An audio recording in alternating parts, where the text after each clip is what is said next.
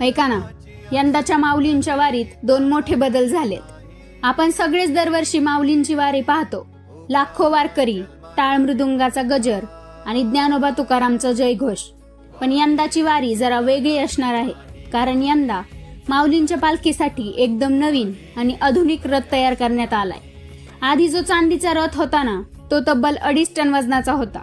बिचाऱ्या बैलांना तो ओढताना खूप त्रास व्हायचा.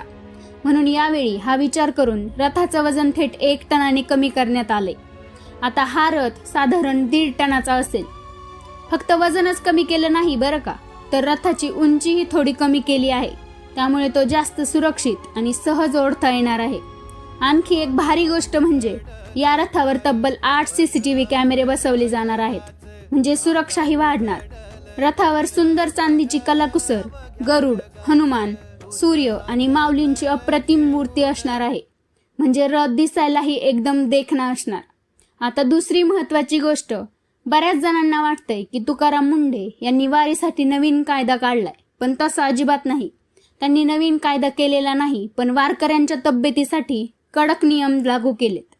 वारीच्या मार्गावर आणि पंढरपुरात जे पेढे, खवा आणि खाण्याचे पदार्थ विकले जातात ना, त्यावर आता अन्न सुरक्षा विभागाचं बारीक लक्ष असणार आहे.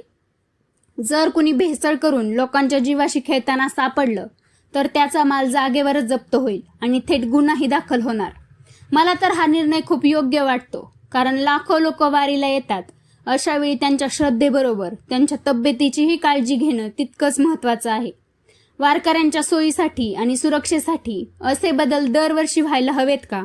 आणि तुमच्या घरातून कोण कोण वारीला जातं, मला तुमचं मत कमेंटमध्ये नक्की सांगा.